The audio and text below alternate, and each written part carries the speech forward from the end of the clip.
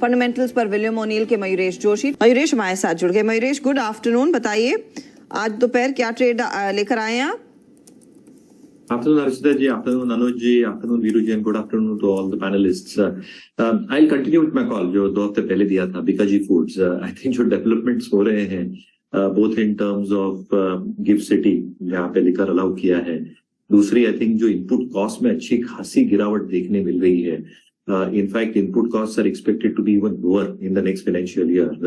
तो flour prices, edible oil prices में जो घटोतरी देखी है वहां पे EBITDA margins में एक जरूर बूस्ट मिलेगा. And this is being leveraged with capacity additions. तो जितनी इनकी capacities की addition हो रही है इसमें से एक जबरदस्त डबल डिजिट वॉल्यूम ग्रोथ आएगी. EBITDA margin should easily sustain above 12, 13, 14% यानी 13 और 14% के रेंज के ऊपर ही रहनी चाहिए for the better part. And in fact even shows significant signs of improvement. बहुत लेवरेज बैलेंस शीट पे है नहीं. एंड जनरली आई थिंक जो कंजम्पशन की हम बात कर रहे हैं थर्ड क्वार्टर में ऑब्वियसली दिवाली का क्वार्टर है जिन नंबर्स में रिफ्लेक्ट होंगे, but generally I think a lot of factors जैसे मैं कह रहा था विल एड वॉल्यूम और वैल्यू ग्रोथ दोनों, and that should significantly have a huge contribution bottom line के ऊपर. तो हम काफी बुलिश है बिकाजी के ऊपर. हमें लगता है कि अच्छी खासी अपसाइड 20 से 25% की upside even from the current level बिल्कुल मुमकिन है. ओके मयूरेश जी, गुड आफ्टरनून. कनेक्शन समझ में नहीं आया लेकिन मुझे गिफ्ट सिटी का और वहां पे जो अल्कोहल अलाउ किया और उसका और बीकाजी का. सर नमकीन का कंजम्पशन बढ़ेगा सर. हम एक्सप्लिसिटली यही सुनना चाहते थे आपसे. हाँ बिल्कुल. क्या हुआ वीरू? मयूरेश जी आप बीकाजी लेके बैठते हैं क्या? ये नहीं मालूम ये क्या कॉम्बिनेशन. सर इसमें और एक प्रोडक्ट भी है जो वरुण बेवरेजेस बनाते हैं. गजब. जो छौक लगाया ना आपने वाकई याद रहेगा. अब आपके लिए खाने पीने के लिए ज्यादा प्रबंध करने की जरूरत नहीं है, भिखाजी काफी है. अमित जी लव भिखाजी, मयूरेश जी लव भिखाजी, है ना. लेकिन मयूरेश फंडामेंटली आपका क्या व्यू है आरबीएल बैंक पर? नहीं, I think better players larger cap names में वेरी फ्रैंकली अनुज जी, आईसीआईसीआई बैंक, एचडीएफसी बैंक उदाहरण के तौर पे. ऑब्वियसली नए सर्कुलर्स जो आरबीआई के निकले हैं यहाँ पे तो एक सब्सटेंशियल हिट तो आएगा ही आएगा because on unsecured loans, unsecured credit एक सब्सटेंशियल पोर्शन है and that will have a large shave off उनके CET1 रेशियोज में.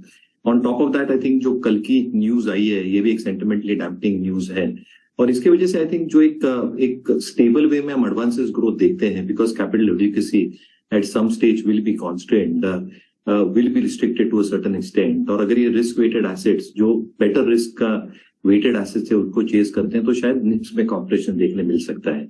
तो आई थिंक दोनों तरफ से थोड़ी मार पड़ सकती है, इसलिए मुझे लगता है I think far better place है लार्ज कैप नेम्स में, names like ICICI bank, HDFC bank जो आप वॉच लिस्ट पे रख सकते हैं. मजगांव डॉक के साथ ही रहना है, यहीं पर अच्छा खासा मोमेंटम ट्रेड साफ बन रहा है. वैल्यूएशन वाइज मयूरेश महंगे तो सब हैं, ये सब कहते हैं, लेकिन आप क्या प्रेफर करेंगे लेना? तो सारे महंगे हैं हर्षिता जी, बट मुझे लगता है I think stocks like Bharat Electronics या Bharat Dynamics as an example can still continue doing well क्योंकि जो मैनेजमेंट्स ने आके एक दर्शाया है एग्जीक्यूशन पैटर्न, ऑर्डर बुक के तो सबके ही अच्छे हैं बट एग्जीक्यूशन पैटर्न जो दर्शाया है और जो एक्सपेक्टेशन EBITDA मार्जिन की specifically in the case of BL as an example 21 से 23% के रेंज के बीच में हमें लगता है आई थिंक रेवेन्यू विजिबिलिटी के साथ साथ with better margin, top line growth, margin execution and bottom line growth, ये अच्छा खासा सहारा देगा EPS ग्रोथ को. तो मेरे हिसाब से I think Bharat electronics, Bharat dynamics जैसे स्टॉक्स बिल्कुल नजर कर सकते हैं फुल मैक्स में. मयूरेश क्या व्यू है आपका रियल एस्टेट पर, और अगर आपने सिग्नेचर को ट्रैक किया हो तो? नहीं, सिग्नेचर को तो ट्रैक नहीं किया मुझे, but real estate obviously as you rightly put it, एक रियल एस्टेट साइकिल होता है 6 साल का. We are in the middle of that cycle, third या फोर्थ ईयर में साइकिल के, which means there is still an up cycle of almost 2 to 3 years जो बचा है रियल एस्टेट सेक्टर के लिए. जैसे नए प्रोजेक्ट्स लॉन्च हो रहे हैं और जैसे हॉट केक्स की तरह सेल हो रहे हैं, I think that demand is absolutely there as far as premium and ultra premium projects are concerned. But I think ये जो पूरी वैल्यू चेन है मिड प्रीमियम, प्रीमियम और अल्ट्रा प्रीमियम प्रोजेक्ट्स की, और जो हम एक्सपेक्टेशन बांध के रख रहे हैं कि at some point next year में इंटरेस्ट रेट कट होगा, जो सारे लोग फेंस सिटर्स पे बैठे हैं obviously they will jump in into this cycle as well. दूसरी important चीज जो मैं एक रिपोर्ट पढ़ रहा था, obviously I think number of units that have got sold in 23 is the largest number after 7 या 8. यानी जो real estate cycle वापस start हुआ है, I think real earnest में I think that cycle is continuing. And again जो unsold inventory है, जो inventory पड़ी हुई है builders के पास, I think that has come off very very steadily. तो मुझे लगता है I think ये cycle बिल्कुल चलेगा अगले 2 वर्षों के लिए. गोदरेज प्रॉपर्टीज, DLF जिनके पास है बिल्कुल बने रहना चाहिए.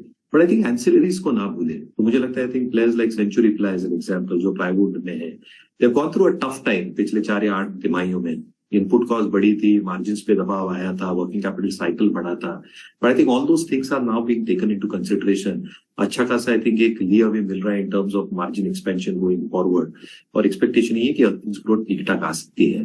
तो I think real estate plays पे तो ध्यान रखे ही रखे हैं. बट आई थिंक जो एंसिलरी प्लेस है, प्लेयर्स लाइक सेंचुरी प्लाई या Somany Ceramics as an example, इन पे जरूर ध्यान रखें. मयूरेश, आपका mid cap fund pick? Mid cap IT के साथ जाना चाहूंगा अनुज जी. आई थिंक सिलेक्टिव यहाँ पे रहना चाहिए. फर्स्ट सोर्स सॉल्यूशन और साइंट ये पिक्स है, but I will discuss first source solutions here. Numbers ठीक ठाक आए थे पिछले तिमाही के. Management commentary sounding very very positive. और ये जो प्लेटफॉर्म्स बिल्ड कर रहे हैं जेनरेटिव आर्टिफिशियल इंटेलिजेंस की तरफ, I think they have achieved reasonable amount of success here. और जैसे ये प्रोडक्ट स्ट्रोक प्लेटफॉर्म और भी आई थिंक हायर लेवल्स छूता है, as it gains more penetration across enterprise solutions, European बाजार हो, यूएस मार्केट्स हो, जो सबसे बड़ा मार्केट है, मुझे लगता है अच्छी खासी ग्रोथ हो सकती है. क्योंकि छोटे से छोटा एंटरप्रेन्योर से लेके medium entrepreneur is looking out for AI solutions that Firstsource का ये प्रोडक्ट जो वेल रिसीव्ड हो रहा है कैन डिलीवर. दूसरा आई थिंक जो गाइडेंस दिया है 2 से 3% की कांस्टेंट करेंसी रेवेन्यू ग्रोथ और जो एबिट मार्जिन है ये 11.5% के आसपास, मुझे लगता है कि एक डिसेंट शो हो सकता है. ऑर्डर बुक जो पिछले तिमाही में मिली थी was one of the best that they receive. और जो ऑर्डर बुक एग्जिस्टिंग है to be executable along with expectations of utilisation levels, ये आई थिंक स्टॉक्स के फ्री कैश फ्लोज को और जो स्टॉक डिविडेंड की 2% की देता है इसको बिल्कुल बरकरार कर सकता है. तो मुझे लगता है थिंक फर्स्ट सोर्स एक बहुत अच्छा विकल्प हो सकता है. हम लोग 18 से 20% की अपसाइड ये लेवल से भी देख रहे हैं with stop loss placed at 174. एक बहुत क्लियर डिस्क्लेमर, ये स्टॉक मेरे पर्सनल होल्डिंग में है नहीं, रिसर्च नोट द्वारा क्लाइंट्स के को दिया गया है, क्लाइंट्स के पास इसकी होल्डिंग हो सकती है.